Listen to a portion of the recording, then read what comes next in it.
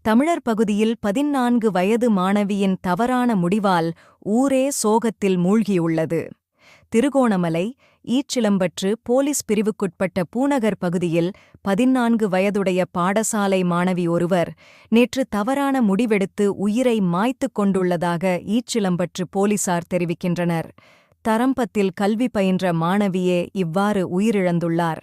மாணவியின் சடலம் நேற்றைய தினம் திருகோணமலை வைத்தியசாலையில் பிரேத பரிசோதனைகளுக்காக கொண்டு செல்லப்பட்டிருந்த நிலையில் சட்ட வைத்திய அதிகாரி வெளிநாடு சென்றுள்ளதன் காரணமாக மட்டக்களப்பு வைத்தியசாலைக்கு சடலத்தை கொண்டு செல்லுமாறு தெரிவிக்கப்பட்டுள்ளது. இந்த மாணவி துன்புறுத்தப்பட்டிருக்கலாம் என்றும் பலர் சந்தேகம் தெரிவிக்கின்றனர்.